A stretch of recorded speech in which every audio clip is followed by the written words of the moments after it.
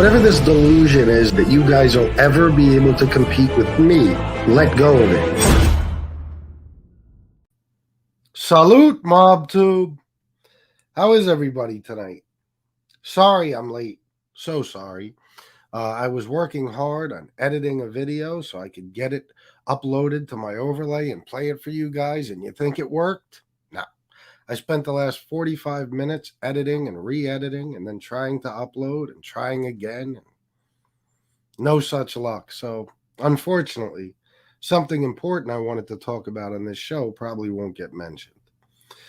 Anyway, let me shout some people out. Scott Lawson, Davis Dean, Bong Funk MC, Frankie Cicero, War, William Brooklyn.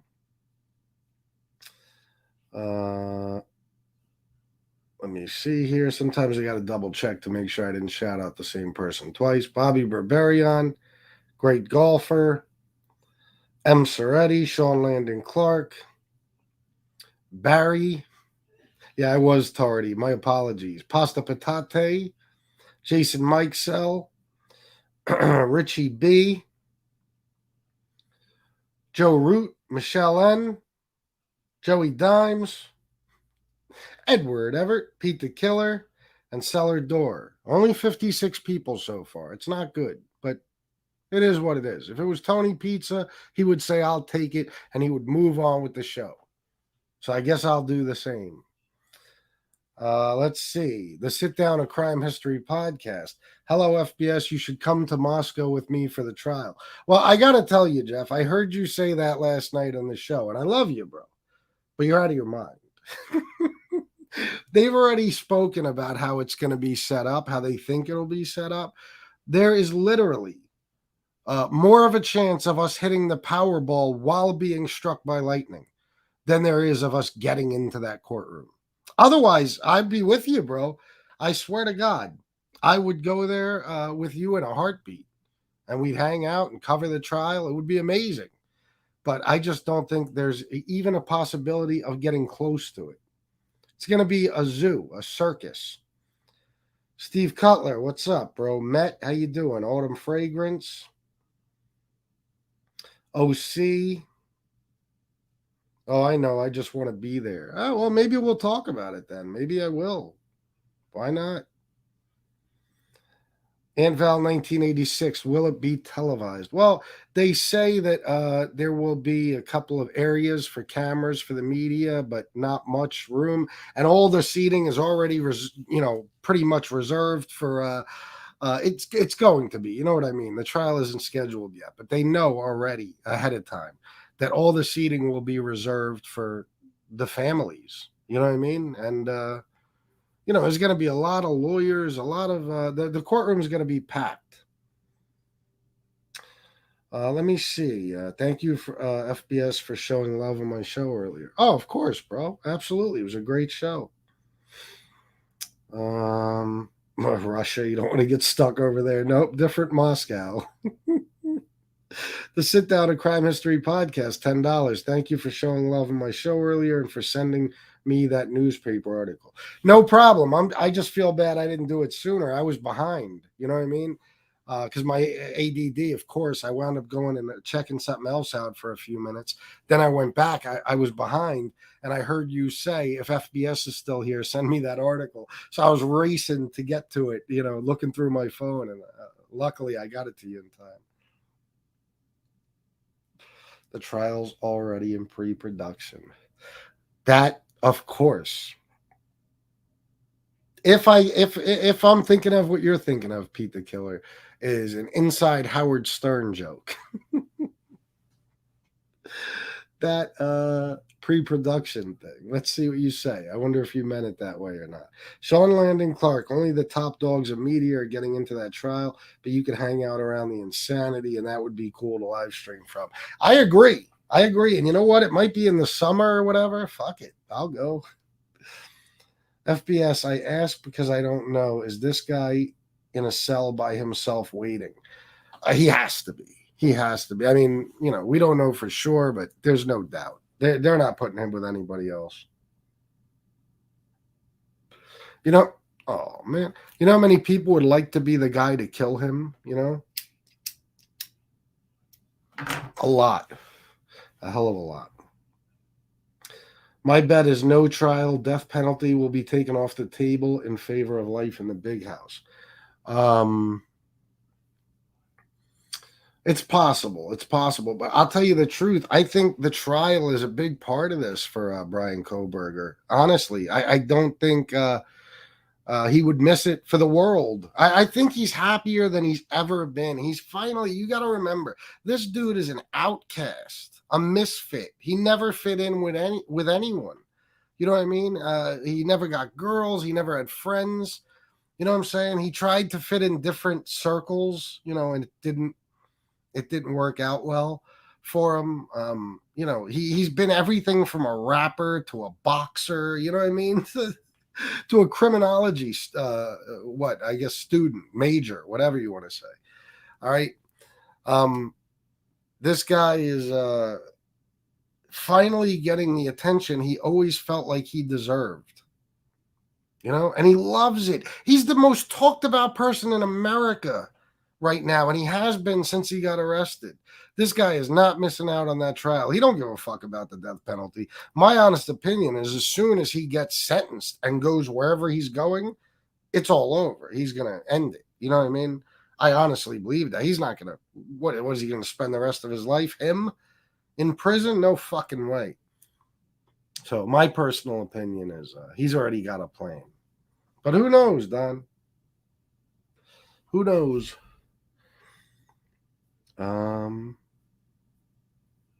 What was it though that I just found out? Oh, they said there's a bunch of stuff I want to go over, a bunch of random points. And one of them is they said when he was flying back to Idaho, he was talking to himself out loud. And one of the things he said is, what happened to those Idaho murder victims is sad. You know what I mean? And he was saying all kinds of weird shit to himself. I got some bullet points I want to talk about. I'm going to go one by one. I got some things I want to show you. And I think you'll have a good time. D. Beezy. Happy Wednesday, FBS. Thank you for all you do. Love the Mafia content. Well, thank you. I don't do much Mafia content, but you're probably referring to either you're trolling me or you're referring to the guests I have on, maybe. They talk a lot of Mafia stuff. I say life in prison is worse than just getting the death penalty and going out quick, rotting in an 8x10 for the rest of your natural life. I agree. And not only that, but they just have it easier in there. On death row, PhD student. Yeah, that's what I should have said. MobTube Mania. I like the name. If you're new, welcome, guys. If you'd like to join the channel, please buy a membership. If you don't want to buy a membership and you're able to, please donate. I'd appreciate it very much. He'll get married in prison. Oh yeah, all those sick women out there. They're probably already sending them fucking letters. You know what I mean? They're all in love with them now. Yeah, it's fucking weird. Every serial killer scumbag or mass murderer, school shooter, whatever, all of a sudden, a million fucking women are sending them money and letters. They want to marry them and have kids to them. It's fucking twisted. Which, proves another point that I think about often but won't say on here. NCO7 $4.99. Thank you, my friend. MobTube Mania, I just couldn't care less about it anymore. You know what I mean? You think he's trying to fake criminal insanity, FBS? Yeah, to some extent. Yep, definitely. He reminds us of Eric Fred Norris. Who? Fred Eric Norris. I'm sorry. Who reminds you of him?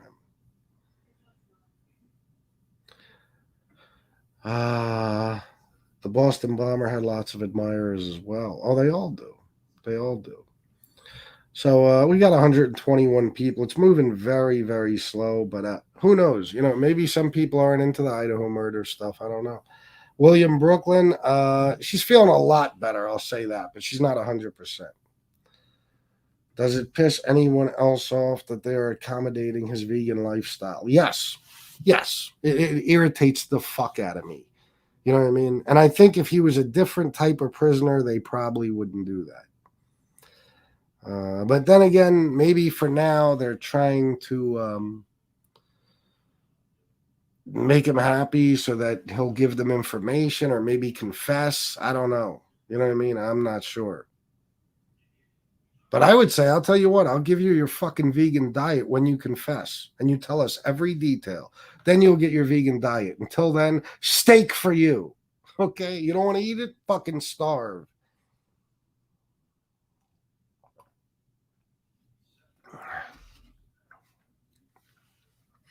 Let me see. Who's the Viking Jaguar? What does that even mean? Let me just check a couple things and then I'll get to some stuff.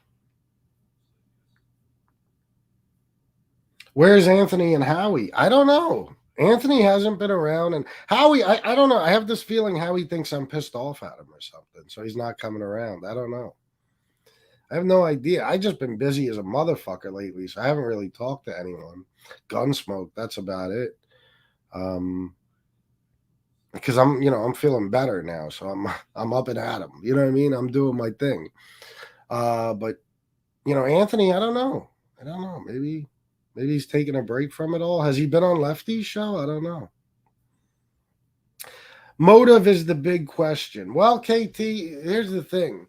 Nowhere in the country do you need to prove motive to get a murder conviction. It'll help, but I think the motive is going to be that he's a fucking incel. Again, guys, study incels, people like Elliot Rodger and the people who follow him.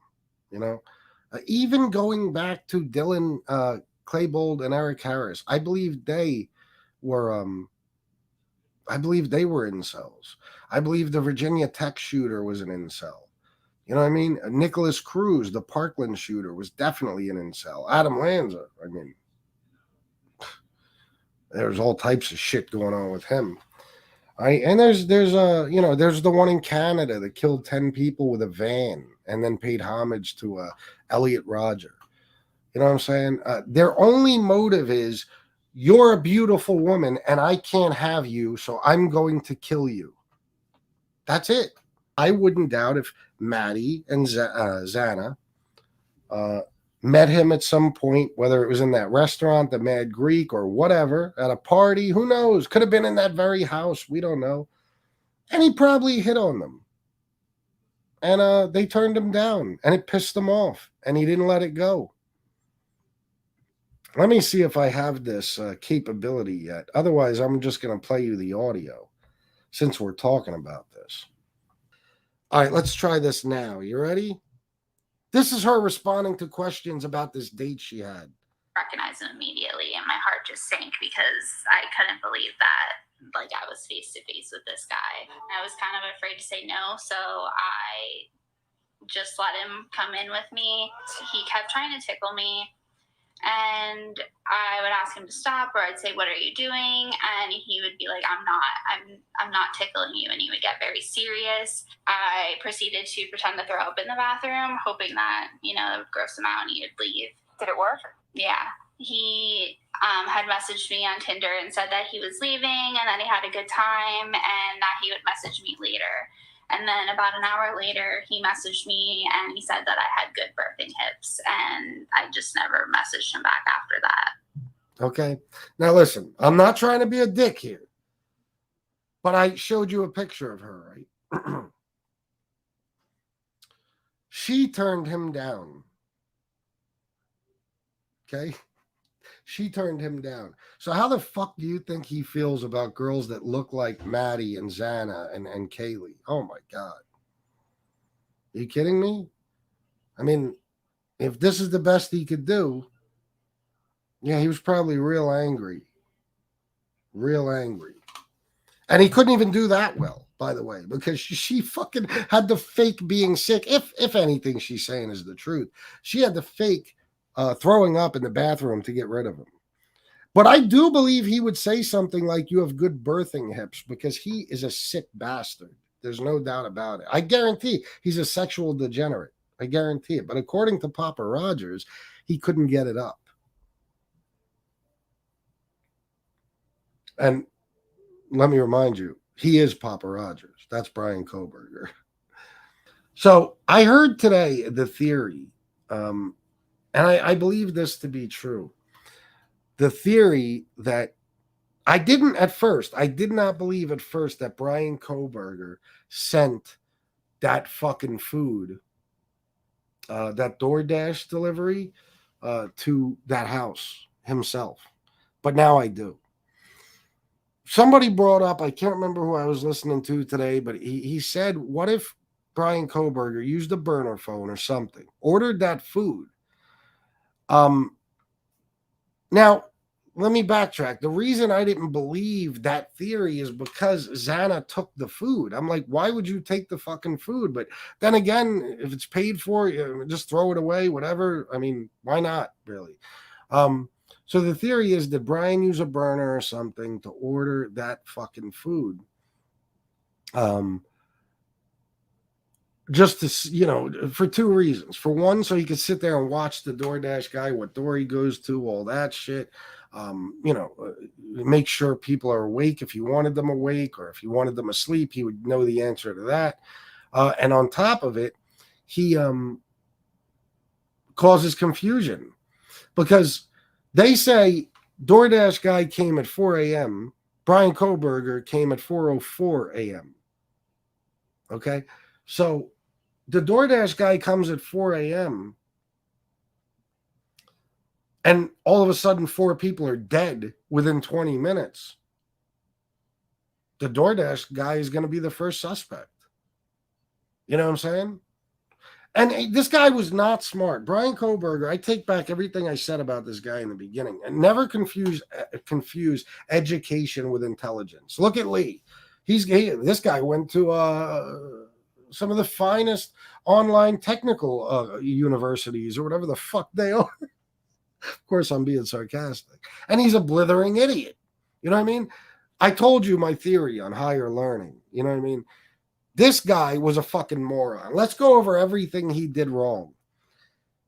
He was in the area 12 times at least that we know of, okay, before the murders. He drove his own goddamn car and was caught on camera every step of the way the night of the murders, from leaving WSU, getting into Moscow, right near the house. He was caught on camera. Then he was caught speeding away. Fucking moron.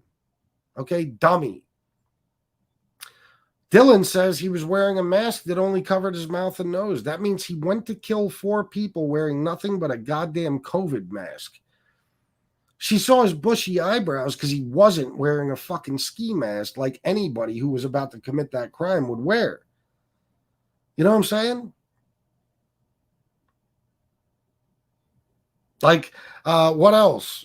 He brought his goddamn fucking cell phone.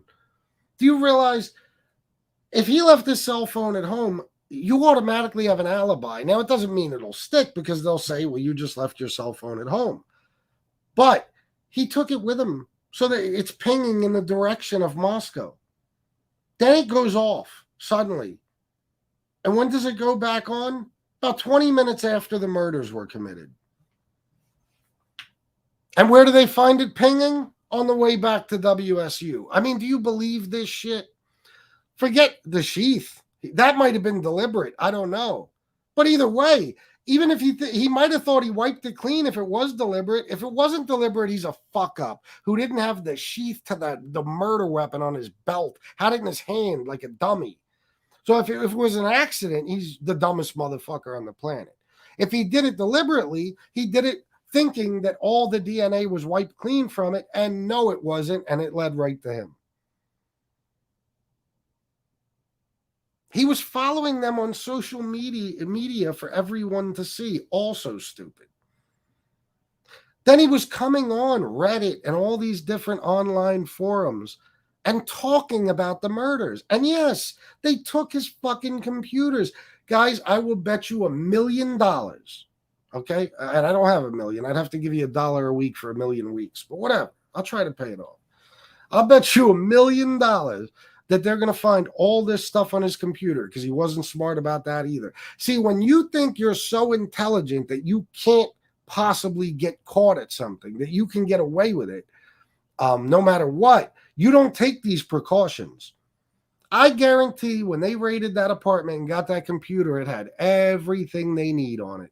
I bet you they're going to find out every social media platform he was following the girls on, every time he liked the picture or commented, all that stuff. Then they're going to find him being involved after the murders with these different online threads and shit like Reddit and stuff like that. They're going to find all that shit too. There's no doubt about it. This guy's a fucking dumbbell. And that's not even all of it. You know, you left an eyewitness behind. Stupid ass. You know what I mean? Like, we could go on and on and on and on. He probably wasn't even wearing gloves. His hand was fucked up. His wrist was all cut. Probably wasn't even wearing gloves. Got DNA on the fucking thing. So, you know. That DNA was right at the snap. So he probably snapped it open and got the DNA on there right at that moment. He probably wiped it down with bleach or some shit before he went. But I guess he was forgetting that he's going to have to take the knife out of the sheath once he's there. This guy is not intelligent. Okay, he's not. And let me tell you something. Another thing I found out today that I did not know, Kaylee Gonsalves' father told us about this, okay, on one of his interviews. He might have even let it slip. I don't think he was supposed to say it. But the interviewer asked him something about how many times Brian Koberger was caught in the area of the house. In other words, the pinging, you know, the whatever. He said, well, yeah, and he even touched his Wi-Fi, or he touched their Wi-Fi at one point. What? Touch their Wi-Fi. You realize what that means? That means he was within range of their Wi-Fi so that it picked up his phone trying to connect. That's going to be part of the trial. And let me tell you something, guys. That most likely means he was in their yard. Okay, because this was not the night of the murders. This was before that. And Kaylee's dad said this. He fucking had to have been in their yard. His Wi-Fi, his cell phone tried to connect to their Wi-Fi. I mean, another stupid asshole fucking move. This guy's a dummy. Then, oh my God, you know that they're looking for a white Hyundai Elantra. Let me tell you something, guys. If I was dumb enough to drive my car to a murder, no less a quadruple murder, okay, if I was dumb enough to do that, first of all, I wouldn't have been. And secondly, I would have gotten rid of it immediately if I did. But let's just say I was stupid enough to hang on to it. The day they said we're looking for a white Hyundai Elantra, guess what? That car is going in a river, some body of water, or it's getting lit the fuck up. You know what I mean? Torching that shit. Burn it to a crisp. Make sure the VIN number isn't even left. Do something, but make that car fucking disappear. But nope, he just drove it around for almost 2 months until he left with his dad to then drive it 2,500 miles to Pennsylvania.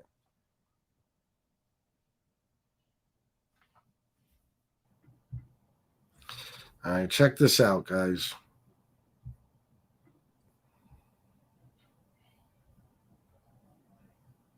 In the beginning, most of us believed the two surviving roommates, Bethany and Dylan, were sleeping on the first floor.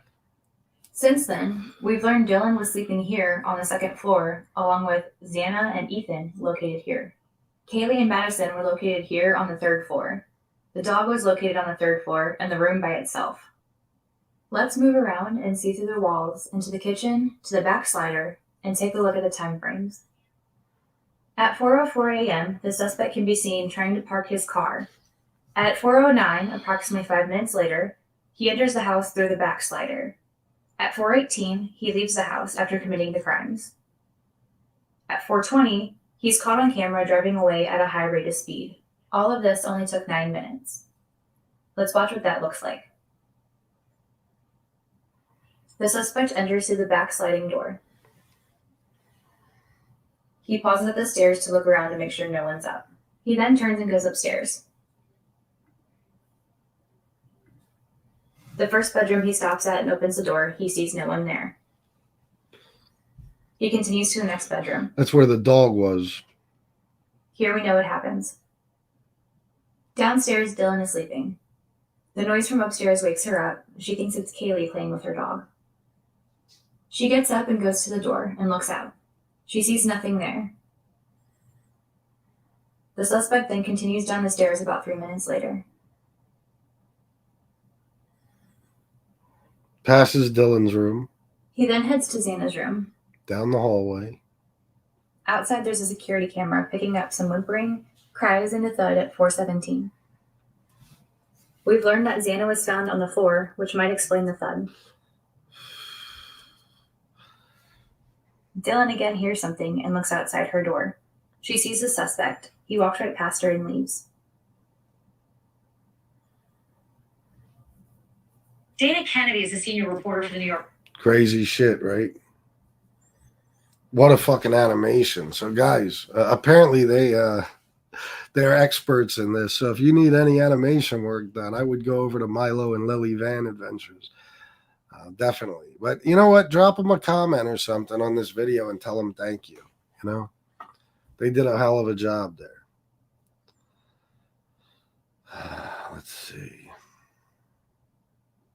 That's Facts featuring Magelio. Lee Cole would have ate the DoorDash order B. And that's Facts. Yeah, no shit. Yeah, there was a dog up in Kaylee's old room. Yep. Yeah, he was locked in there. What else I want to talk about? Oh my God. Oh my God. Well, I'm going to take this show down anyway. I hate it. But I talked about in the title, the media. This is what I mean about that, okay? The fucking media. They never cease to amaze me. This Dylan shit is so out of fucking control, man. I'm telling you, I can't.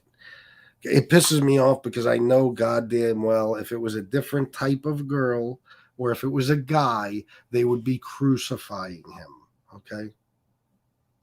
Crucifying him for not acting when he knew something was wrong. There's no doubt about it. But this girl, tall, beautiful, and she gets all the fucking, you know, special treatment. I don't know. I guess society thinks she deserves or something. Who knows? But I don't agree. It's pure negligence at the least. You know what I mean? So anyway, I hear a motherfucker today. And when I say a motherfucker, I mean a chick on True Crime Daily, whatever her name is, this reporter or whatever. You want to hear what she said? I can't. This had me so fucking aggravated. You want to hear the stupidest fucking excuse that's been made yet for fucking Dylan Mortensen? Not doing anything, not calling the cops, not checking on her roommates, nothing for 7.5 hours. They said, well, Xana was playing TikTok. And it said in the police affidavit that Dylan might have thought that she was hearing TikTok and she was confused. She didn't know if these things in the house that she heard were real or if they were coming from TikTok. You raggedy fucking pig, you. Are you fucking jerking me? Are you kidding? Like,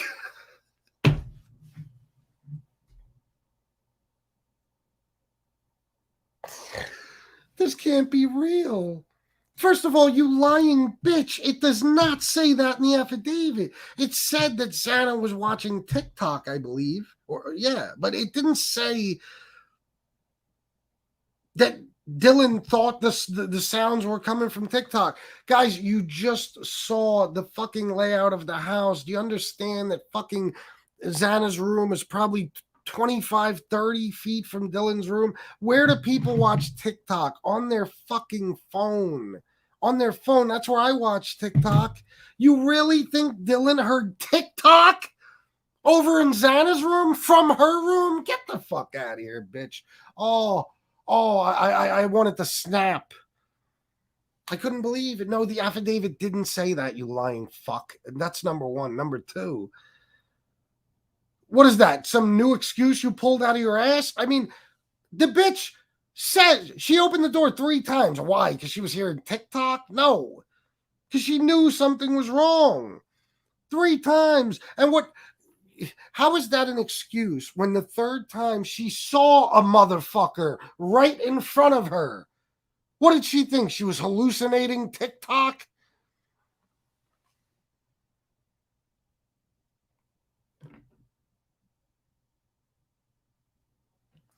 I give up, guys. I give up. This is fucking ridiculous. This is insane. TikTok. No. Let's talk to Dylan the way she needs to be talked to. Dylan, you knew something bad was going on. First thing you heard was, there's somebody in the house. That's bad enough. I hear that. Guess what? If I'm a 20-year-old girl, I'm dialing 911 instantly. Or at least I'm going to open my door and say, what do you mean? Who's in the house? Okay? The second time she opens the fucking door, or by the way, she also heard what she thought was Kaylee playing with the dog. And the reason she thought that is because the dog was probably going ape shit. Now, when you couple the words, there's someone in the house, and the fact that the dog is going ape shit, you know what that tells you? It tells you there's someone in the house that doesn't belong there, that the dog doesn't know. That was the first fucking time she opened the door. 15 minutes passed until the 3rd time. The second time she hears crying, and she hears a man say, it's okay, I'm going to help you. Now, let's put these all together. So you know, okay, that you've already heard the dog barking like crazy, and one of your roommates saying there's someone in the house. Now you got to add that to the fact that you just heard crying and a strange man you've never heard before say, it's okay, I'm going to help you. Now let's go to the 3rd time. The 3rd time she opens the door, here is the guy. And I don't care how dark it was in the house. There is no chance that he was not covered from head to toe in blood. There's no chance. And again, the sheath was in the bed. That means where was the knife? In his hand. I'll put money on it. She might be lying about whether or not she saw that, but she saw that. If you could see his fucking eyebrows and the fact that they were bushy, you could see the fact that he was covered from head to toe in blood and holding a goddamn K-bar. So now you put all those 3 things together. You hear there's someone in the house. You hear the dog barking. You hear one of your roommates crying, followed by, it's okay, I'm going to help you, from a strange man. Okay? And then you open your door and you see a man in all black with a mask on, most likely covered in blood, and most likely with a knife in his hand. And what'd you do, Dylan? Nothing. Not a thing. You closed the fucking door and what? Went to sleep? And now they're all making excuses for you. Everybody's making excuses. She's young. She's only 19 or 20 or 21, whatever the fuck she is. It depends on who you're listening to, what article you read. You know what I mean? Oh, no, you listen, you don't know what you'd do in that situation either. Yes, I do. Yes, I do. I think most of us do. I know exactly what I do in that situation. Okay, I know what I would do as a 43-year-old man, and I can pretty much put myself into the shoes of a young person who might be defenseless, but is hearing those things. I can tell you how I'd react. Maybe it was TikTok she was hearing. Well, I think that went out the fucking window when she saw the guy in all black, most likely covered in blood with a knife in his hand. Now what was it? Was it still TikTok? No. It was real then, wasn't it? Did she call the cops after the third time? No. An hour later? No. 4 hours later? 5? Nope. 7.5 hours later. And even then, she didn't call the cops. She passed out and somebody else did. I'm so fucking tired of this chick being fucking babied. The cops should be up her ass asking her what the fuck happened. And then you know what they should do? They should tell the public, because we all want to know what happened. What were you doing? Why did you drop the ball? Holy shit, Lee Cole couldn't fuck up this bad. I don't give a fuck what age she is. She's not a toddler. She's not even most likely a teenager. And if she is, she's fucking 19 and she's in college. I mean, she's living away from home. She knows how to take care of herself. She's basically a grown-up. There's no excuse. None. I don't give a fuck what anybody says, but they keep babying her every goddamn day. There's somebody else making an excuse. I can't find one single fucking channel that talks, real and says, listen, this was a giant mistake. She's going to have to live with this shit. She fucked up. No, it's like, oh, wait. You're talking about the beautiful white girl who was a witness to a quadruple murder? Listen, we don't talk bad about her. No, we don't want to hurt her feelings. No, she's special. She gets special treatment from the media and everyone else throughout her whole life. From the day she was fucking born, she was coddled and babied, and we're still going to coddle her and baby her no matter what. Not me.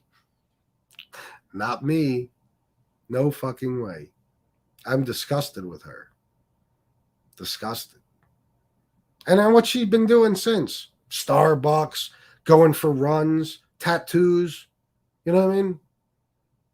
Is she even bothered? I mean, is she? Like, because I can't see it. Fucking unreal. And then today when I heard that, maybe she thought she was hearing TikTok. Guys, do any of you think for even a second that you could confuse the voices from inside your house and the dog barking and things that were being said and all that with somebody 25, 30 feet away in a closed bedroom looking at TikTok? Do you even think you could have heard the TikTok? Of course not. Unbelievable. Fucking makes me sick. Hold on, guys.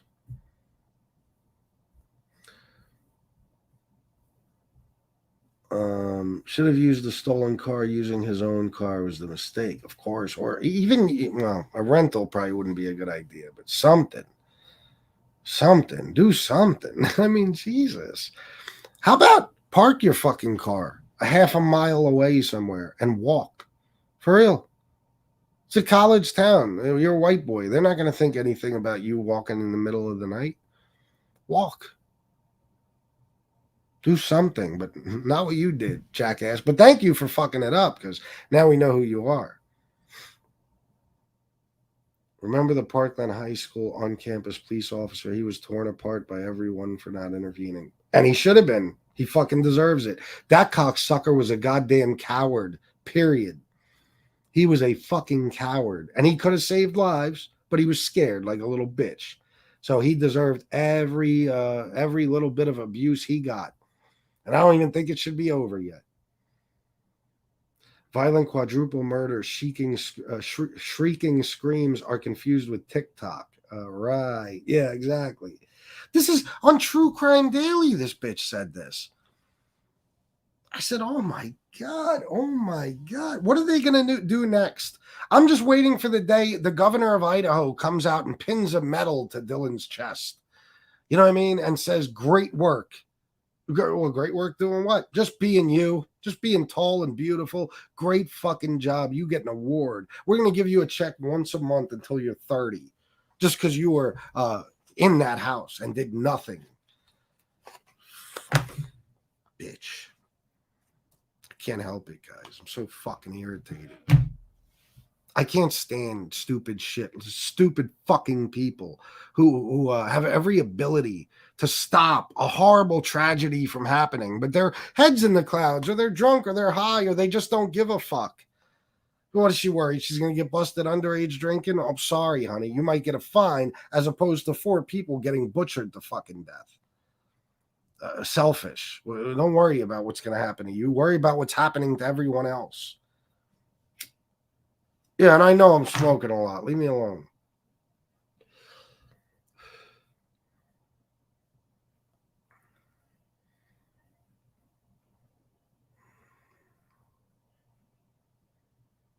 There's Lefty's channel. If anyone would like to subscribe, get them to 1,000. Yeah, you know what? As a fuck you to the scumbag Stacks who struck it. Or Lee Cole or whoever the fuck. It was one of those 2 cocksuckers. Go over to Lefty's channel and subscribe just to make them eat shit. She's clearly dumber than dog shit then, of course. You know, that dude had to be covered in blood. He had to be, man. He sliced them up, man. Kaylee's liver, her fucking lungs were destroyed. They said that fucking Ethan was sliced down to his hamstrings. I mean, come on, bro. This dude had to be... His face, too. His face, too. You're telling me he didn't have blood on his face anywhere when you were looking at his eyebrows? Now, are they holding some of that back for some reason? Maybe. I don't know. But I'm telling you, man. Listen, I guess maybe she could make people like me eat shit someday and I'll wind up feeling bad for her, but I can't imagine how. I just can't. There's no excuse. Your phone is attached to your hand at all times, just like the rest of us, especially a girl that age. You dial 911 and you say, I think someone's in my house. I just heard some noise. The dog was barking. I just saw a man. He had a mask on. I never saw him before. By the way, I'm tall and gorgeous. Fucking police will be there in 39 seconds flat. Probably bring the SWAT team, helicopters. Yeah, exactly. Tears, exactly, bro. Wait for the defense to have a crack at her. Well, that's what sucks, that we don't want the defense to tear her apart, but they're going to, and for good reason. Do you think anybody is going to believe her about, anybody on that jury is going to believe her about what she saw? No, there's no chance. And you know why? Because anybody with a functioning brain would say, if she really saw Brian Koberger or whoever it was dressed in black at her door like that, she would have called the cops. There's no way she saw him. She might have heard some noises, but she didn't see anybody. That testimony, they might as well not even put her on the stand. It's shot. She fucked it all up. It's another thing she ruined by waiting 7.5 fucking hours. Meanwhile, the 4 sets of parents who also are coddling her, by the way, which, you know, I kind of understand from their perspective, because, you know, the way they see it, their children are gone. They're not coming back. You know, it is what it is, I guess. They don't want to be angry at her as well and say bad things. It doesn't make them look good. And I'll tell you the main reason why people like Kaylee's parents, who are very outspoken, haven't gone apeshit on her. And another reason the fucking press is coddling her, because they want her to look like a fucking saint, a poor girl who was also a victim and just didn't know what was going on, so she couldn't make an informed decision. You know why they want her to look like that? Because they need her to. 12 of the people that are watching this shit day in and day out, like we are going to be on a jury. They don't want to tear Dylan apart in the press and shit, especially the parents, because of trial. That's all they're worried about. I understand. But you don't think those parents want to say, you motherfucker. I had to wait almost 2 months to find out who killed my child when I could have found out the same goddamn night if you would have just acted. You know what I mean? Or maybe my child would still be here if you would have acted immediately. Forget the 3rd time you opened the door. Immediately. Maybe Brian Koberger's still upstairs. He's on his way down, and he sees flashing lights outside. You think he's still going to go in and kill Xana and Ethan? No, it's all over. He's going to run out the front door, jump out a window, do something. It's all over. Maybe they'd still be alive. Maybe just one of them would be alive. But she did nothing.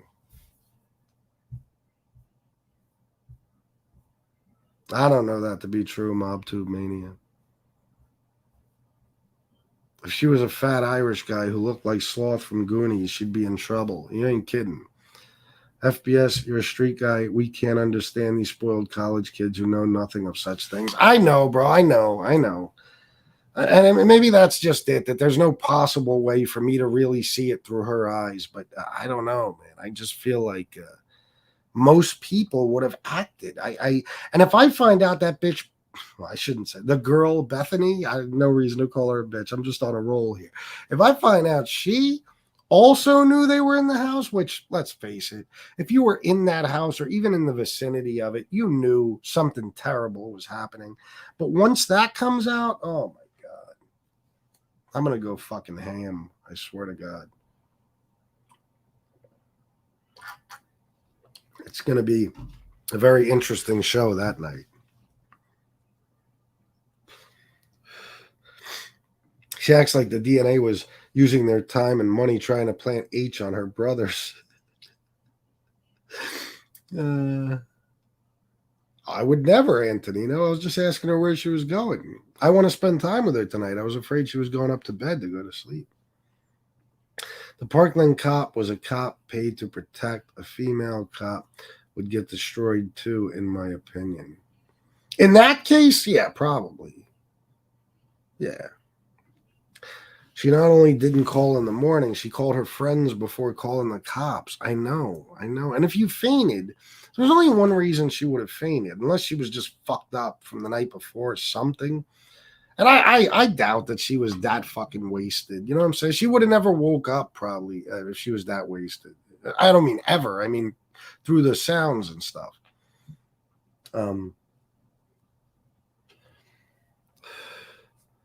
But she had to have gone into the house and seen the bodies. Like, well, she was already in the house, but you know what I mean. She would have had to have gone into Xana's room and up to Kaylee and Maddie's room. Otherwise, why the fuck did she faint? But there's another question. Okay, now we know before you fainted, you saw 4 dead bodies. You still didn't call the police. Holy shit, what is she? Is she a fucking gangster? Like, who just believes in the code of omerta and doesn't call law enforcement under any circumstances? What is up with Dylan?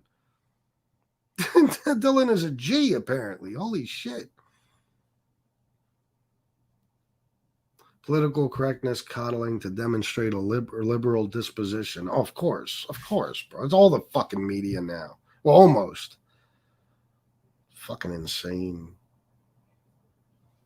I told you, when they had that Rachel Jontel bitch or whatever at the Zimmerman trial, oh my God. If that was a white girl, Jesus Christ, they would have burned her at the stake for that behavior in the courtroom. But then it's like, wait, you know, because liberals have this racism that they don't even realize, where they feel like, you know, that's just how they act. We gotta, you know, we can't get mad about it. No, that's racist. No, you're supposed to treat everyone equally. If that was a white girl on that stand and was illiterate at the age of 19, the whole fucking media would have been saying, what the fuck? How is she 19 and she can't read and write? Are you kidding me?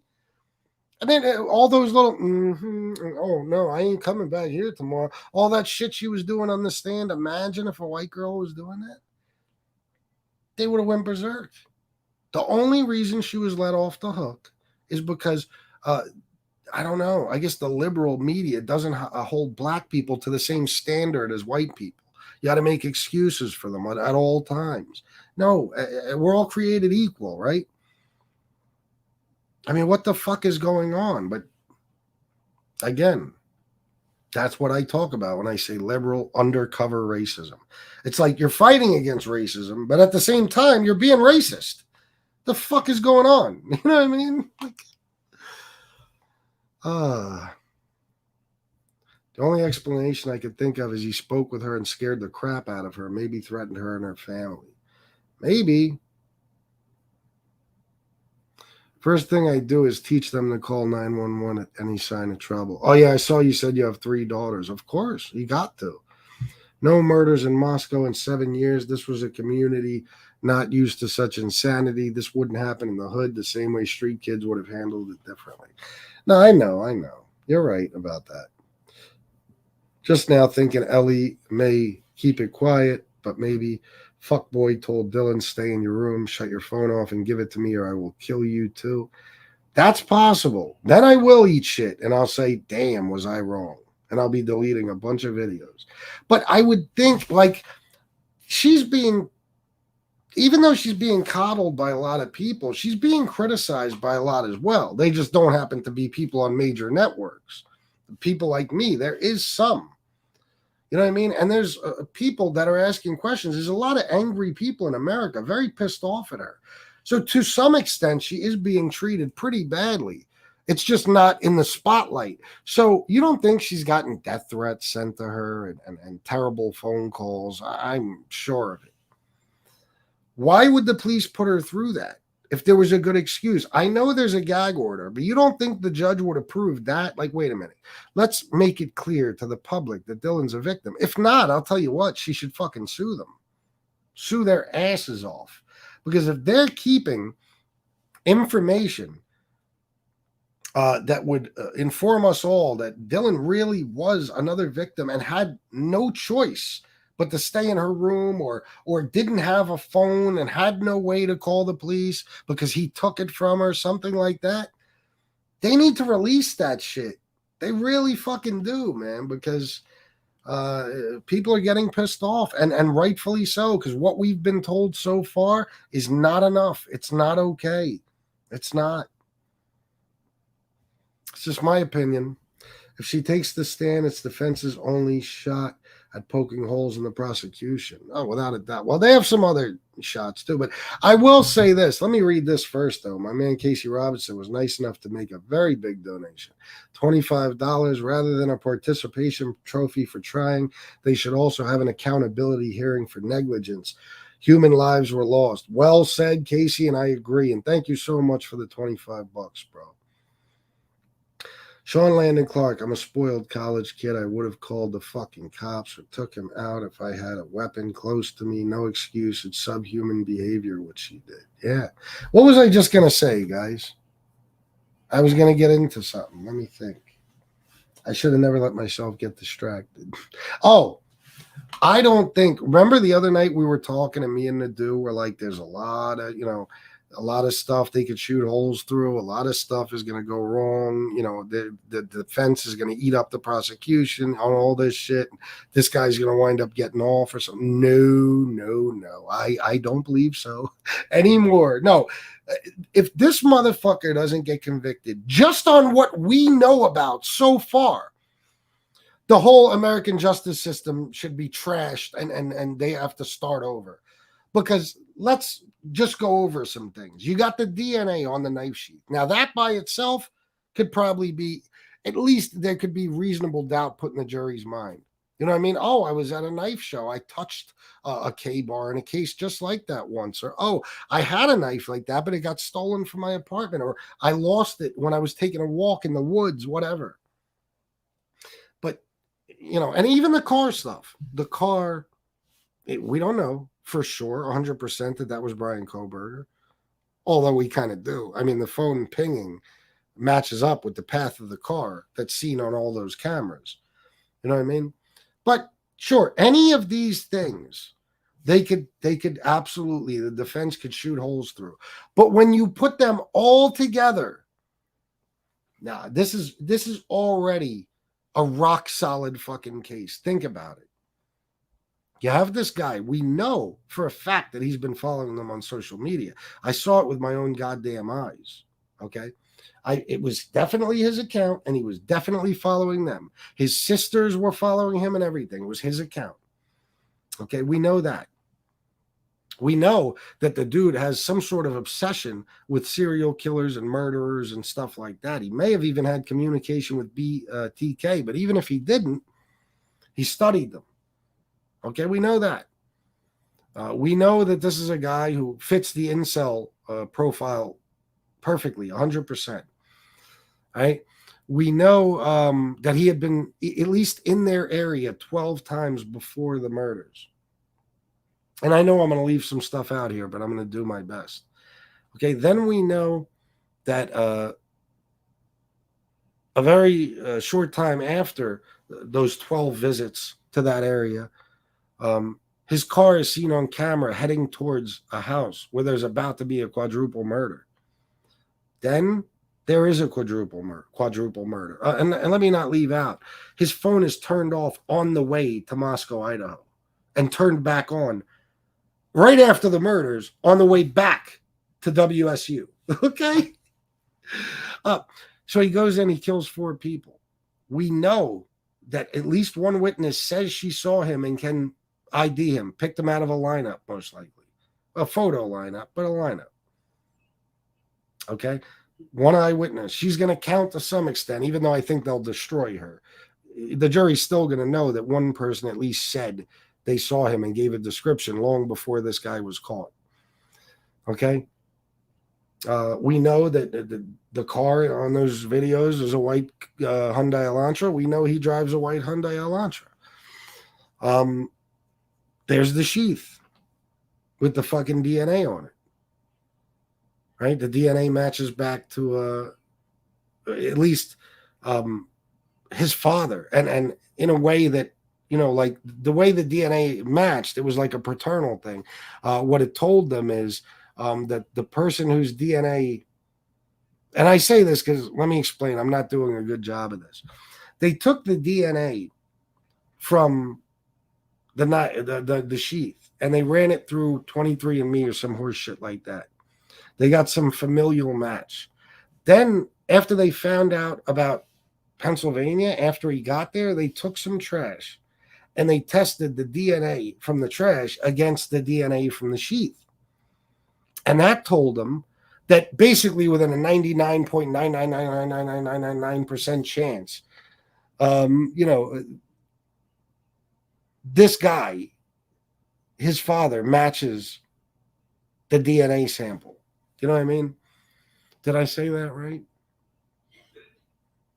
Yeah, it eliminates 99.99999%, of everybody in the goddamn world. Okay, so it pretty much is 100% that the DNA they took from that trash matches the father of the suspect.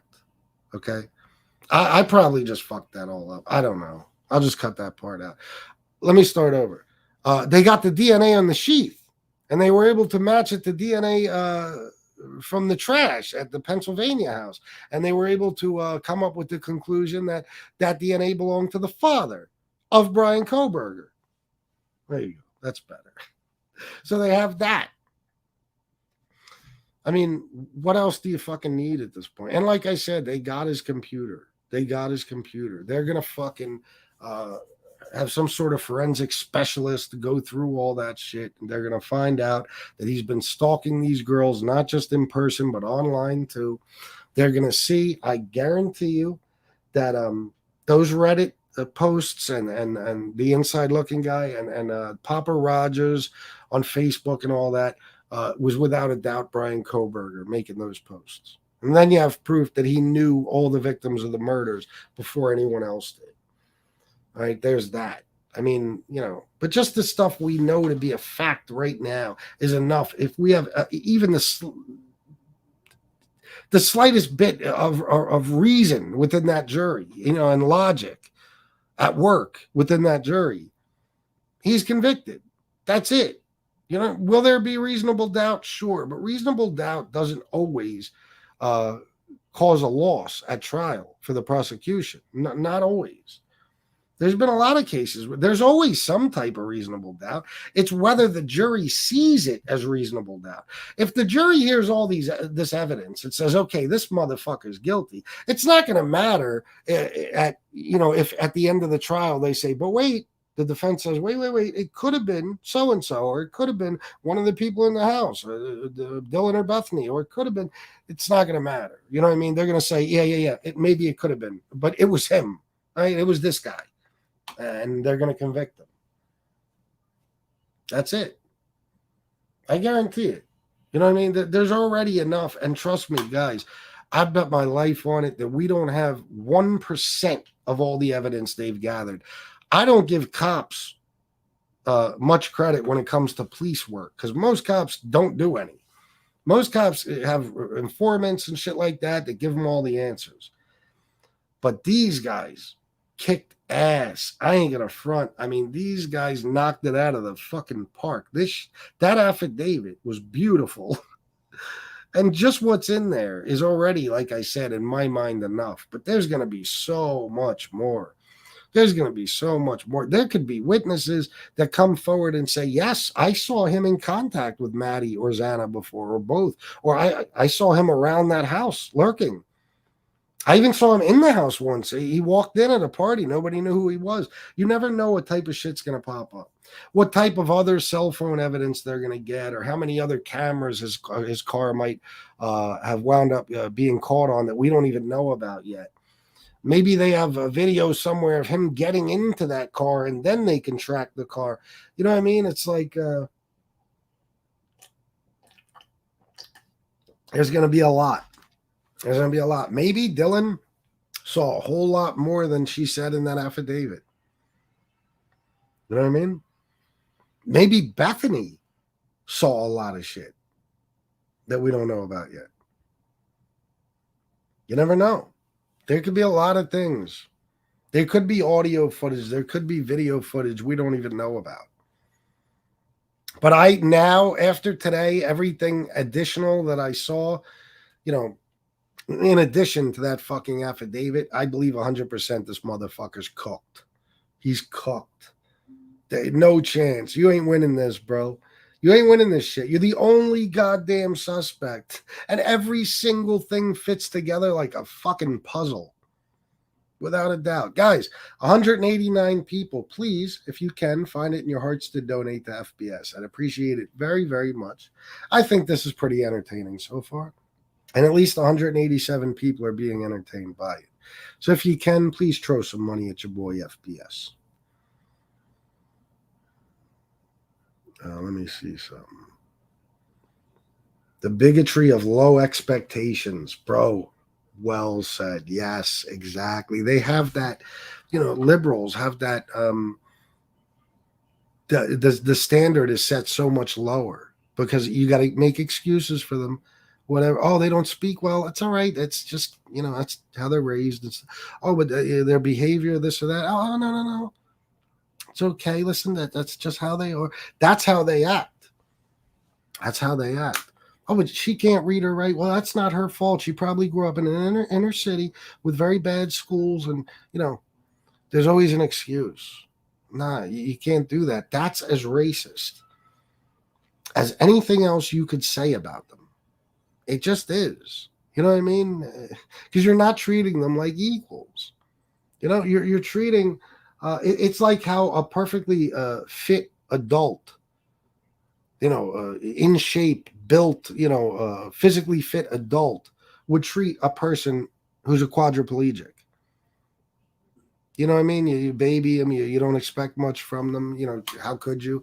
You know, things like that. That's how they treat. That's how this liberal media and shit, and liberal people, I think in general, treat minorities. That's just it. That's all there is to it. Like, oh, no. You can't expect much from them. You cannot get mad at them for not being as smart as a white person. Get the fuck out of here, bro. Are you kidding me? But that's how they act. And that's how they acted with Rachel Jeantel or whatever the fuck her name was. It's exactly how they acted with her. They made every excuse in the book for the fact that this was the most ignorant fucking bitch we've ever seen on a witness stand. And I don't just mean ignorant as far as her attitude. I mean literally ignorant. Couldn't read or write. Couldn't speak well. You know what I mean? It's just unbelievable. If that was anyone else, oh my God, they would have ate her up. I couldn't believe Nancy Grace, the most evil pig on television. This bitch. She was like, oh, you know, I think she did a great job today. She was honest. She was real.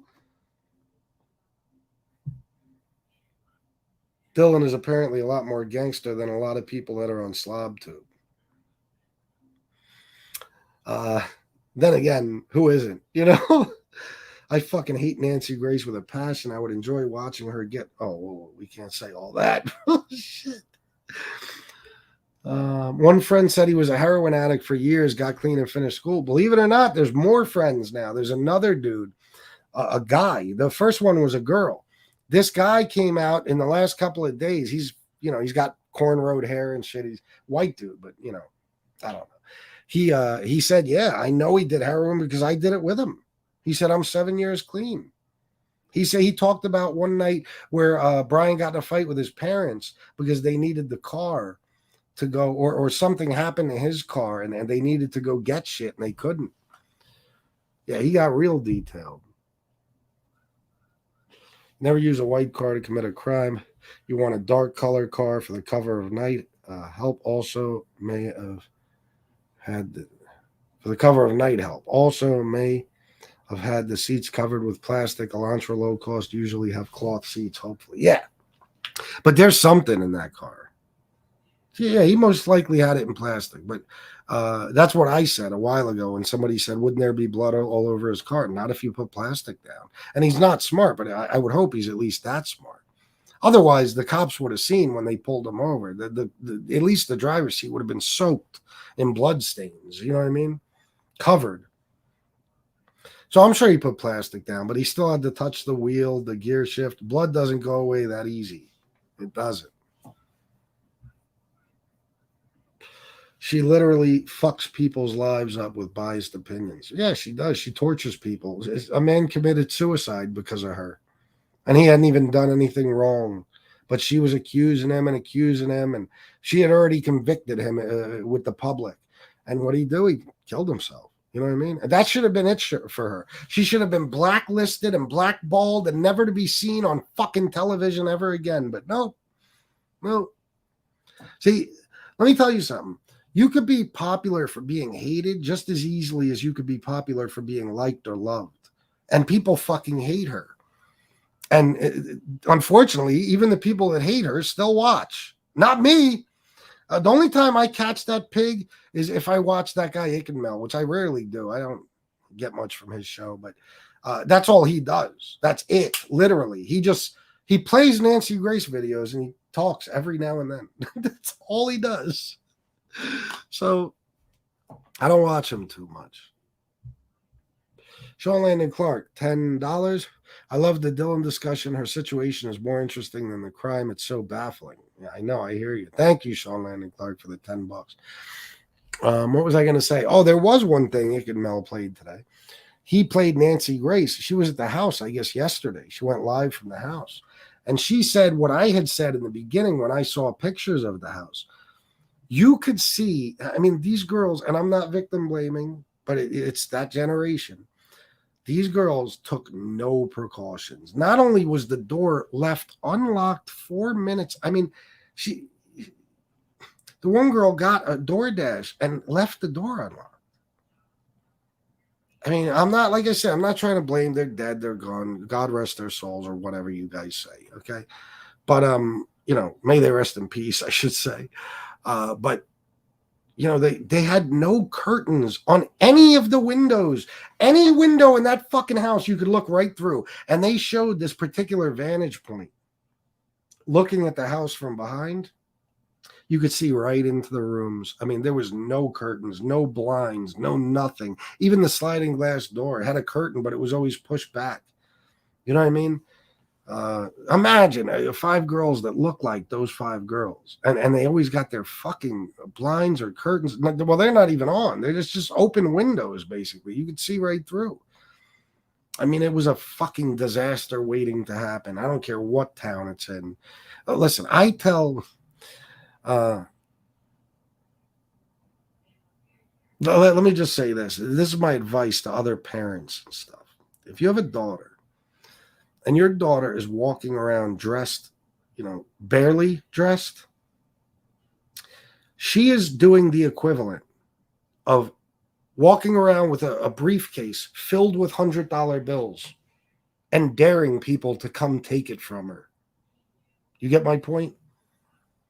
Now listen, it's not my job to tell women what to wear and shit, but I am telling you, if you're a particularly attractive woman and you like to show off your body, you have every right to, without a doubt, but you're putting yourself in danger.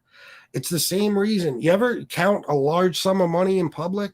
No matter who you are or where you're at, what do? I'll tell you what I do. Keep my money hidden. I'll tell Shanna, stand right there, baby. Keep my money. I don't flash my money in public because somebody might want to take it. And when you're flashing your body in public, somebody might want to take it. Instagram, all that shit, it's bad fucking news. It's bad news. Like Kaylee, again, I'm not victim blaming, but if you go through her Instagram, you know how many, barely dressed photos. And she had, extremely attractive. And she's wearing nothing, basically. It's like, especially in hindsight, you look at it and you're like, oh my God, the danger you're bringing your way. Don't do this, girls. Don't. It's not fucking worth it. Leave something to the imagination. You don't want, you're walking around in public flashing $100 bills. I'm telling you. That's what you're doing. Except what you got in the society we live in is worth way more than a briefcase full of $100 bills. It is to a lot of people. So I wouldn't do it. MobTube Mania. The cops were on this guy for over a month. They tracked him, pulled him over, and were waiting without saying a word while the media was impatient and wanting answers. So I will wait and see. It wasn't like they just found out about him 2 days before they arrested him. Nah, they were smart. I got to give it to them. They were telling the whole public, we don't have anybody. Even the parents, we don't have anybody. Meanwhile, they had this guy almost the whole time. They caught him, wind to him very early on.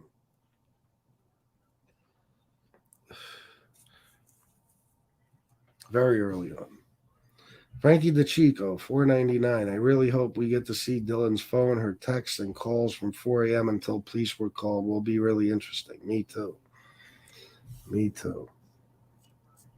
Stalking has a sexual element to it, and we wonder if he was peeping and pulling his putt in the yard or in his car during the visits. Perhaps it's spontaneous. You never know. Philly Chronicle. Definitely knew he was killing at least 2 people when he set out, thinking he wore mechanic jumpsuit to cover clothes like Jason Friday the 13th, maybe. But yeah, he definitely knew he was killing at least 2 people. Thank you for the $4.99, bro. Yeah, Rhode Irish, absolutely.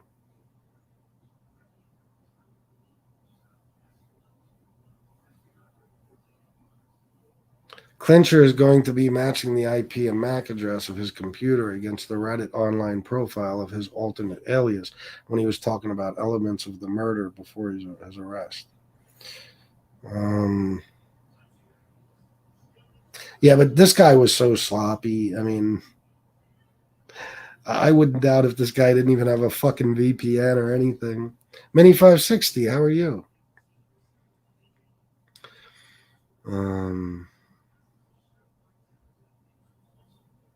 We could say a disaster waiting to happen, but this stuff doesn't happen in Moscow. They were innocent, naive kids.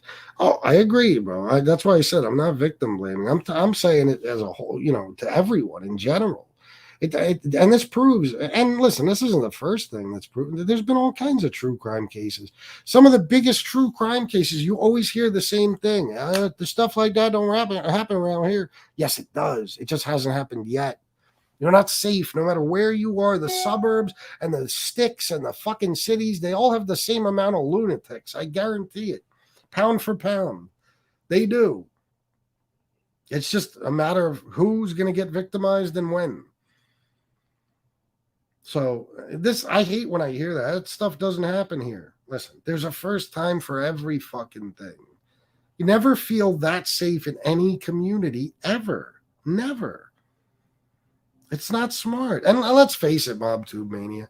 These young girls and shit, It doesn't matter where they are. They could be on the streets of Brooklyn. They could be in the sticks of Idaho. They could be in the suburbs somewhere. They could be in LA. They could be in Chicago, wherever. And they're not aware of their surroundings, and they do not protect themselves. And it's dangerous.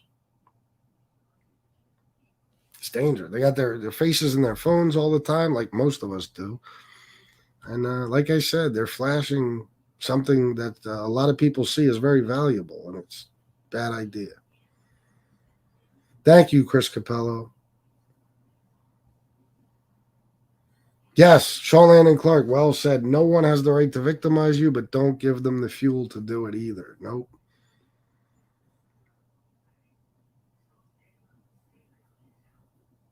Well, we're not even talking about that subject, MobTube Mania. That's out of left field completely. But yeah, of course, you could never blame a woman. No. I'm not saying that if a woman is victimized, it was her goddamn fault for dressing that way or acting that way.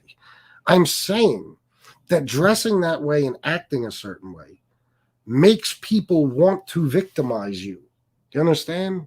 You know what I mean? Like, it's not your fault if you're scantily clad and you get raped. Okay? But if you're scantily clad all the time, if you're barely dressed, it's going to make men want to do that to you. You know what I'm saying? It's a lot different than if you're walking around in sweatpants.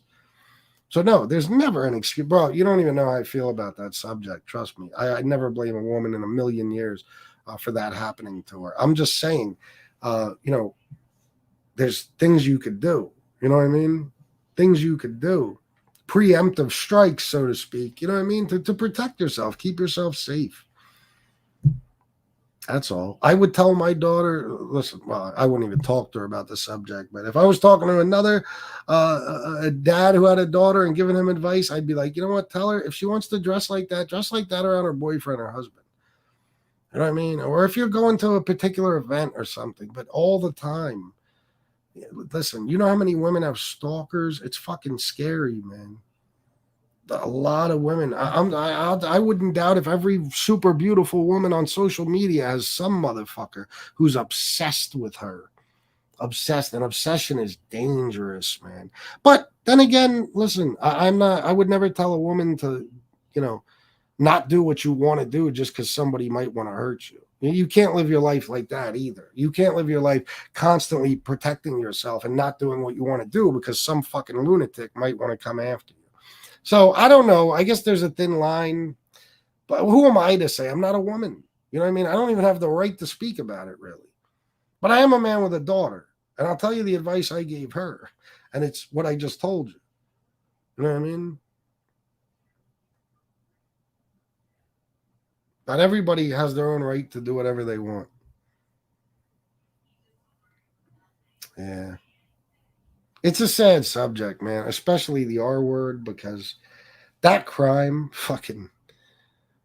it ruins everything. You know what I mean? Like, when that happens to a woman, first of all, it's the most despicable fucking thing you could do to a woman. Okay? It's despicable. I don't even see how it could be worth it to anyone to hurt somebody like that for a few seconds or minutes of pleasure. It makes me fucking want to throw up. But the worst part is, it's not just the woman. It ruins entire families. It ruins everything. It does. You know what I mean? It's just for some dickhead to bust a nut. I mean, you destroy everything in a person's life. It's one of the most despicable and selfish fucking crimes I could ever think of. I don't even joke about it. Or, you know how people will be like, they'll use that word like, I don't even like when rappers are like, the music industry is raping us. Don't you pick a different word? Really, don't make light of that. Like, I'm no snowflake, but that shit pisses me off.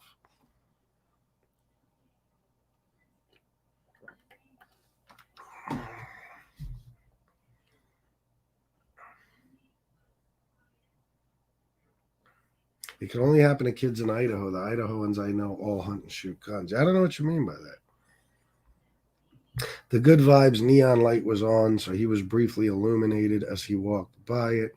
The light from the sign was in his face. That's why he didn't see her. What the fuck, Dexter? Girls should be modest, but evolution is strong, and young women evolved to attract men, and wearing skimpy attire is how humans evolved. Girls should be modest, but evolution is strong. Yeah, I guess so. I don't know. But I don't know. Well, I think it's... listen, it's a subject I don't even like to talk about because, like I said, I would never... if I know that dressing a certain way or something like that makes a woman happy, then my advice would probably be do what you want to do to be happy. Life is fucking short. You cannot live your entire life scared and not doing what you want to do just because some animal might be out there and try to hurt you. I guess my only advice would be do whatever you want because you have every right to, but just be careful. Watch out for your surroundings. That's all. Be aware of your surroundings as much as you can. Yeah, tears. That's what it is, bro. It's fucking disgusting, man.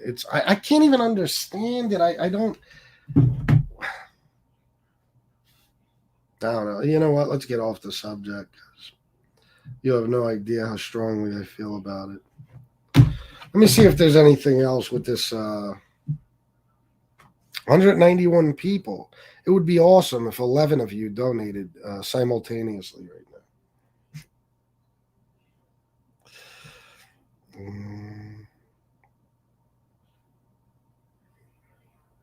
Oh, okay. I went over everything. So we can just talk for a little while. I think he probably saw Kaylee was back in town on social media and said to himself, tonight's the night. I have to do it.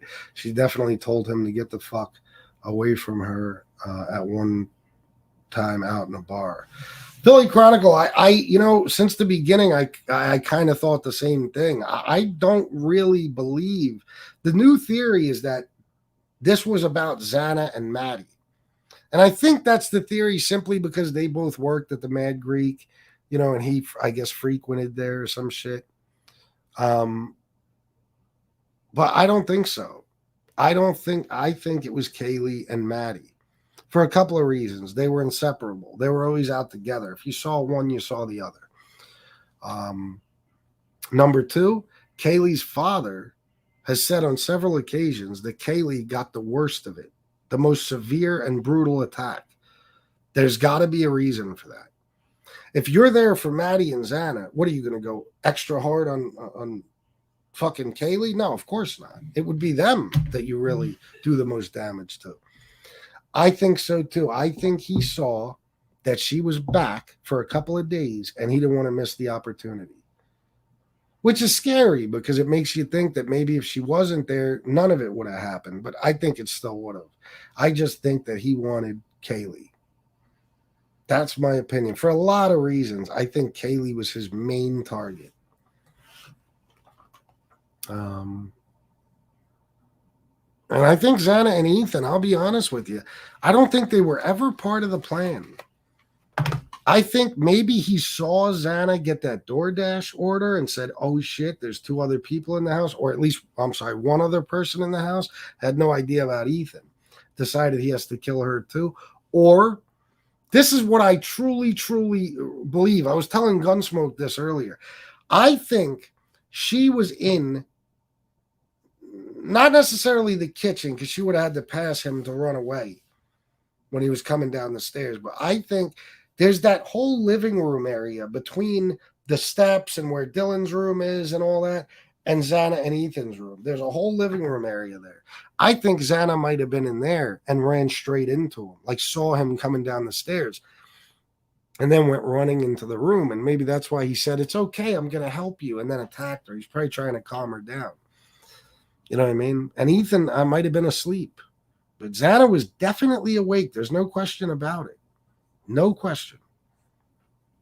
So, I don't know, man. And who knows if we'll ever know for sure. But I definitely believe still that it's Kaylee and Maddie that were the targets.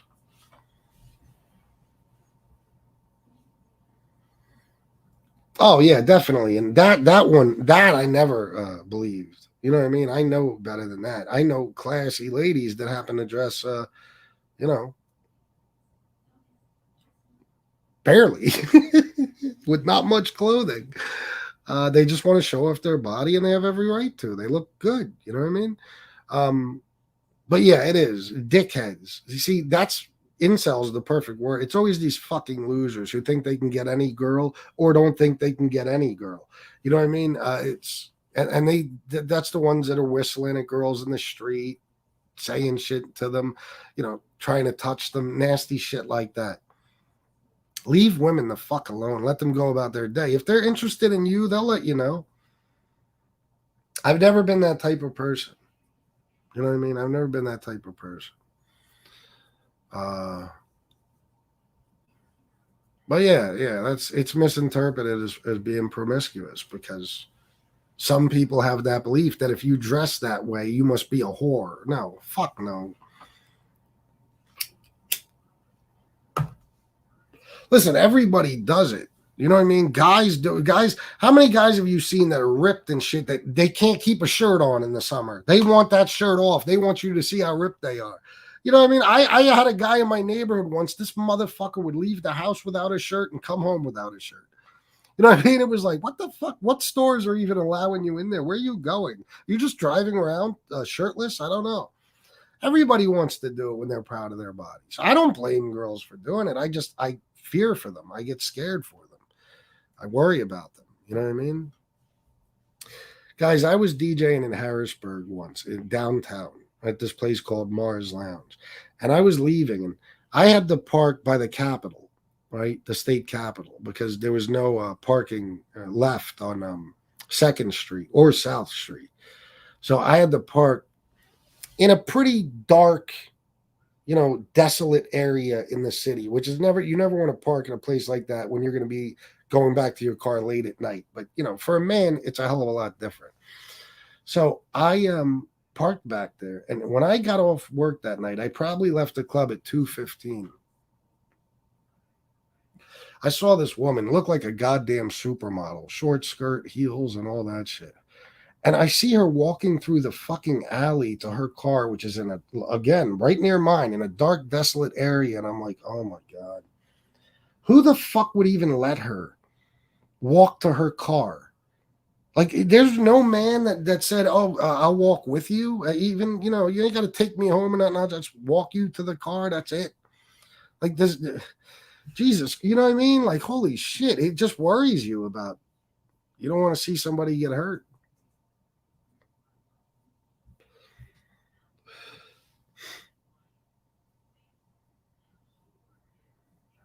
Let me see. If it was a random house, not a college kid, rental things could have gone differently. Idaho is an outdoorsman hunter's state. Everyone carries. Oh, yeah, I got you now. Kaylee put out an ad to sell her car. The ad said she was leaving in December for Austin, so he knew his time to get her was limited. That's so fucking sad. Those kids, what they could have been in life. Others are saying he set up the DoorDash and did it to me. Yeah, I did. I talked about that in the beginning, Minnie, and I think it's a real good theory. I really do. Because the fact that she didn't eat it tells me that she probably didn't want it, didn't order it. And I think there was other reasons for it, too. I think it was strategic in many ways. First of all, to make it look like the DoorDash driver did it. But secondly, to see if somebody's awake. To see which door they come to, maybe to even see if they make a movement like they're locking that door. Because in the sliding glass door, you could see right fucking through it. He probably had a good shot at Xana and watched her come to that door and get that DoorDash order. That might be why Xana got killed. Because he said, oh shit, that's a brunette. That's not Kaylee or Maddie. What the fuck is she doing here? She's got to go too.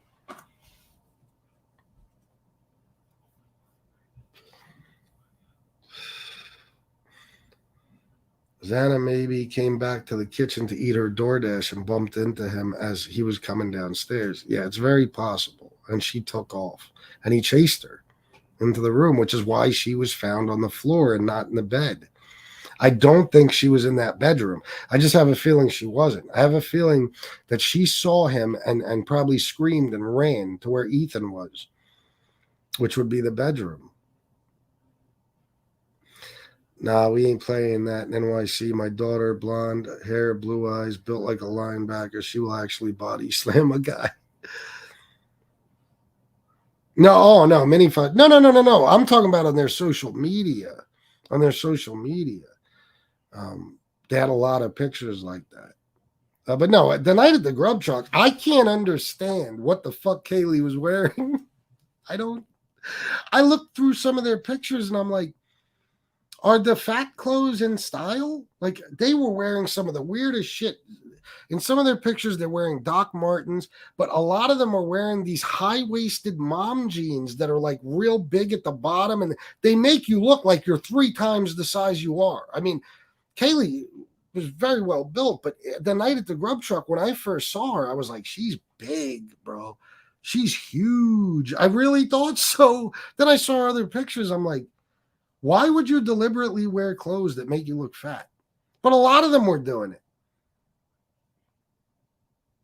A lot of them throughout the pictures had these weird jeans. I was about to call my daughter and be like, is this horse shit in style?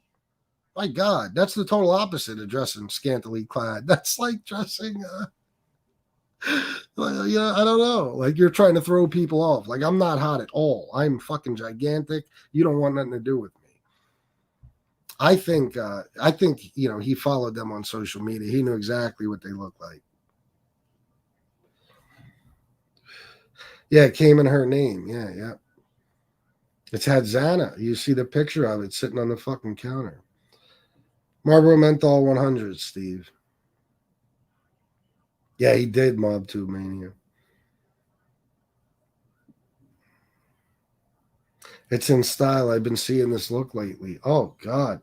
Guys, don't even get me started. These styles. I'm so proud of Gilly the Kid. First of all, I always liked Gilly. You know what I mean? I actually, he was at a video shoot. My friend, the guy Camouflage that I show you the video for, he did another video in like 2013 or 2014. And, he knows Gilly. So he paid for Gilly's expenses and Gilly came down here and was part of the video. He was cool as shit. You know what I mean? But I always liked Gilly. But either yesterday or the day before, he did this fucking post about 40-year-old men, 42, 43-year-old men trying to dress like these kids. And oh, he's so right. First of all, these kids look ridiculous. Okay. If you could honestly, if you're a hip hop type of guy, if you dress like hip hop culture and you could put on a medium shirt that barely goes down to your waist and skin tight fucking jeans and some bright, colorful ass clown sneakers and feel like you're fly as could be, bro, you have no taste. I mean, nobody, okay, it's the style you want to fit in, but you can't say that when you looked in the mirror, you said, I look good. No fucking way, bro. No way. These kids dress like fruits. They do. They dress very gay, very bright, flamboyant, colors. They fucking, they wear, purses, some of them. I mean, Kanye and Pusha T in skirts. When I saw that, I almost died. I was in jail. Somebody showed me a fucking picture of it. I was like, what? I don't even want to get out. What am I coming out to? Very strange. But now I'm seeing the way these girls dress, and I'm like, Jesus, they're doing the opposite. Instead, the boys are wearing the skin tight clothes, and the girls are wearing big fat mom jeans that makes them look three times their size. If you look at Kaylee in that grub truck video, and then you look at her on her Instagram, you would never believe you're looking at the same person. You'd be like, no way. No. How is on her Instagram is she, 75 pounds lighter? There's no way. I can't understand why they dress like that. Big mom pants with docks, a halter top. Oh my God, yeah. Well, Smurf, how about this? The last guy, John Gotti, he was a draft dodger too. But no, I don't have a picture of a draft dodger. I have a picture of the greatest athlete of all fucking times. But if you have a problem with it, Smurf jerk off, feel free to leave or we'll remove you.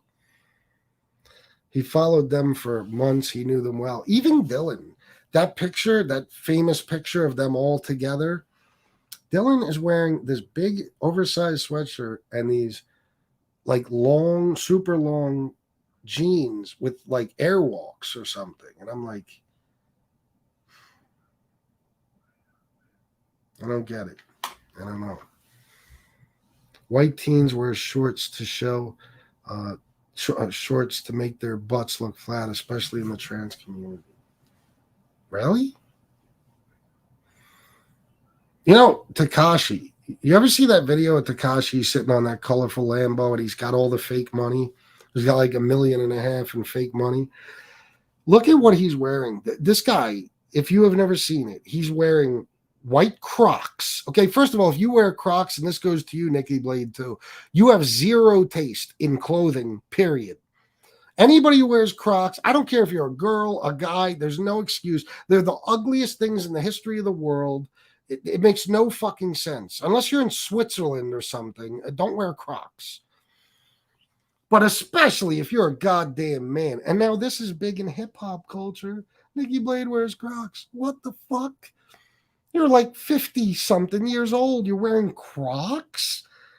The kids wear Crocs, first of all. Therefore, you should not be. But secondly, nobody should.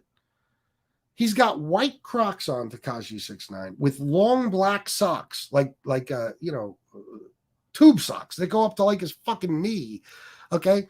And they wear these tiny shorts like Daisy Dukes. He's got these tiny shorts on that are so short, he's got to wear black spandex under them so his balls and shit aren't hanging out. What the fuck happened to hip-hop? It went from too big to way too small? At least you look like men when it was big clothing. Oh my God. I saw the baby one time in his driveway playing basketball. He had a Miami jersey on.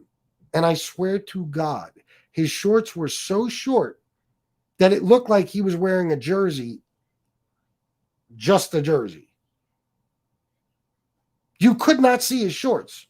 All you could see is the end of the jersey and his legs from way up on his thighs down. What the fuck are you wearing? Oh, man. Hip-hop, listen, it's not for straight men anymore. It's not. I'm telling you right now, it's just not.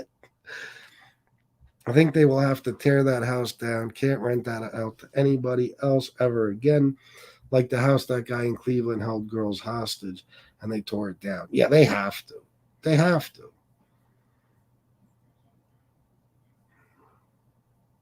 Style nowadays is whack. Yeah, it is. My teen son wears pajamas to school. It's a fad. I don't agree with school. School isn't a slumber party. School is a learning institution. Yeah, that's crazy. The open windows, no shades may have been considered by Brian as exhibitionist behavior, which attracted him to them and began the stalking or peeping, culminating with the murders. Very possible. If Lee tried to read that comment, his fucking head would explode. Oh, tears. That's what they wear. I look at some of this shit, these dunks, which, by the way, I don't care what they're worth. High top dunks are dope. Low top dunks are the ugliest fucking shoes in the history of the world. They're disgusting. But they wear these colorful, not just dunks. I mean, everything is super colorful, pink fucking laces and shit. It's like, even the jewelry now. Remember back in the day, I had 40 fucking 2-inch Cuban links, 14 karat gold, diamond cut with big ass crosses, 5 carats of diamonds in them. You know what I mean? $6,000-$7,000 fucking dollars just for the charm. The chain was another $5,000. I'll show you pictures of it sometime. Okay, I had a 50-inch. This was too long. 50-inch Cuban link with a big ass saint on it. I actually got that from another drug dealer before he got locked up. I paid next to nothing for it. We wore long chains, remember? That was the shit. Your chains go down to here, like damn near your fucking belly button. Now it's chokers. They wear shit like this. Chokers belong on broads, bro. Why is your fucking big, thick, iced out Cuban link look like this on you? Why? It's like, what the fuck? What? Let me see. I'll look like a Today rapper. Hold on. Make you guys laugh.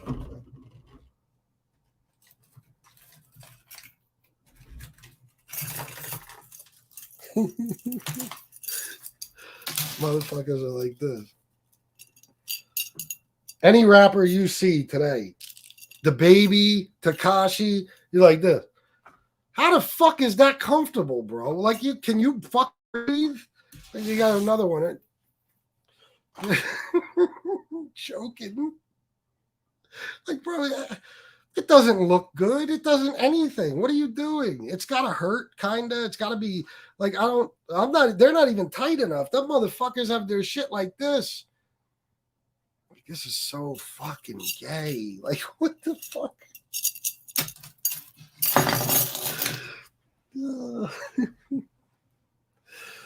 Jesus, what are all these chains?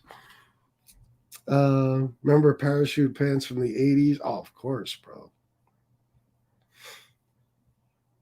But listen, as far as hip-hop style, not to be off the subject of all this other stuff, there will never be a style doper than like the 90s. Now, listen, when shit got way too oversized and t-shirts went down to the knees, fucking ridiculous. But, you know, Timberland boots, construction Tims, you know, baggy jeans, a hoodie, it'll never get better than that. In the summer, jean shorts, white Uptowns, and a white t-shirt. Simple as could be. Dope. You know what I mean? Remember Carl Kanai, all that good shit, like IOU jeans. Remember all, even cross colors was dope. Like, it was corny. We didn't realize it at the time. But, man, I would go back to all that in a fucking heartbeat. You know what I mean? Eventually, the style will go back to that. It has to. That's how it works. But I'm afraid, how long is it going to take? These motherfuckers been wearing skin-tight jeans since 2009. What are we talking, 14 years now? You still look gay? Stop it. Unless you are, then do what you got to do.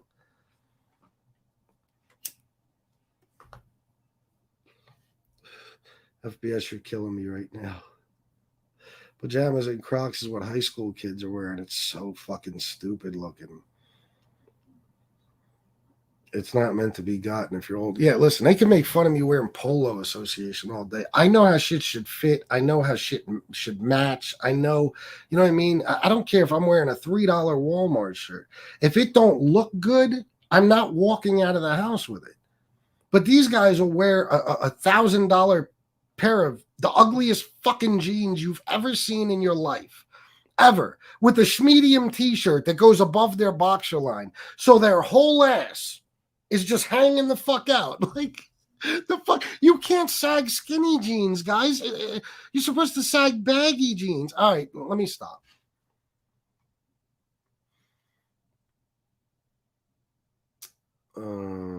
Michael Hacker, I know, bro. Trust me, I'm fully aware. 90s ruled hip-hop. It was the best time ever. I think the 90s might have been the best decade. I'm telling you. We had it made. I feel bad for kids that didn't get to experience the 90s. You know what I mean? My wife and daughter buy jeans for me and end up taking them back because they always give me these nut hugger tight jeans. Yeah, fuck that. Scott LaRock? Hell yeah. Criminal Minded was my favorite shit. KRS-One. Cool G Rap, Rakim. Yeah, man. Today's hip-hop is officially on the spectrum. Oh, it is. And the rappers do it too. And that's what I like. Go check out Gilly the Kid's. It was either a tweet or an Instagram post. He tore them all apart. You know what I mean? He's like, if you're a 40-something-year-old rapper, just a 40-something-year-old guy, you're not supposed to be doing that. Dress like you. You know what I mean? That's why me, guys, I wear baggy shit. I always will till the end of time. When I'm 70, I'll be wearing baggy shit. I'll still be wearing some fucking Uptowns or Jordans or something. I'll be wearing Tim boots, ACGs, whatever the fuck. You know what I mean? That's me. I'm just old school till forever. I will never fucking conform to these ridiculous fucking gay styles that are coming out. Never in my fucking life. I told you, I think there's a systematic effort to feminize males. That's what I'm seeing. And these males are stupid enough to be feminized. You know what I mean? I know guys 50 years old that dress like kids. And these kids dress ridiculous, by the way. It's not even a good style. I see Eminem in skin-tight joggers. I'm like, bro, you're like 49. You have all the money in the world. Wear the shit you used to wear. Be who you are. All the rappers. I see Jada kissing shit in skinny jeans. I'm like, oh my God, it makes my fucking head hurt.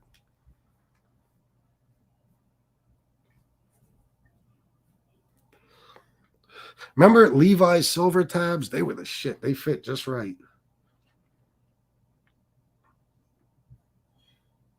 No, hell no. 90s started the gay rap movement. You're out of your fucking mind, bro. Not even a little bit. Nah, even the 2000s didn't start it. It was the late 2000s going into 2010. You know what I mean? That's when the shit started.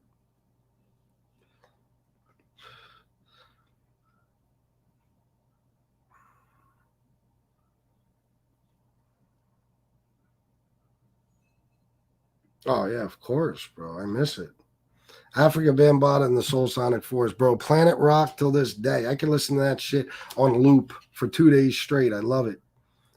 Best break dancing song ever made.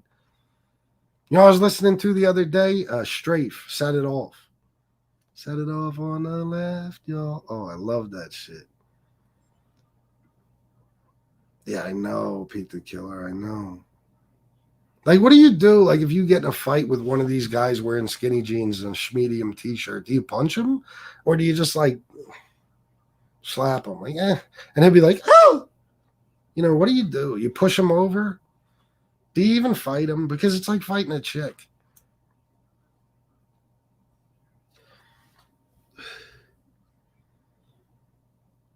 Ah, not bad, bro. Not bad. I had the Shores, the SHUREs. You know those? I can't remember the fucking exact model of the needle, but I had the Shore cartridges. Oh, no. I had Techniques cartridges, the Shore needles, but I can't remember the model of the needles. I want to say 45s. I don't know. But I also had the Kid Capri ones, we used to call them. The long ass. Jesus, fuck. I can't remember anymore. It's terrible. Oh, yeah, MobTube Mania for sure. Do I like hair metal bands? No. FPS, I actually have the Beastie Boys album cover. The records were broken. Oh, shit. That's what's up, man. All right, guys. I think I'm going to shut it down. That's it for me. Hope you had a good time. Hope you enjoyed it. Hope you gained some information. Watch it over if you'd like, because I'll be taking it down very shortly, like tomorrow night. I hated this show, but I did have fun doing it. I'm so goddamn picked. Maybe I'll just edit the fuck out of it. I don't know. But anyway, that's it, guys. I'm out of here. Have a good night, everyone. I'll see you tomorrow at some point. Most likely be doing an addiction and recovery show at 4, but I can't promise anything. And then I'll be back on tomorrow night around 10. All right. Thank you to everybody who donated. It means the world to me. You guys make these shows possible. I love you all. And until next time, salute.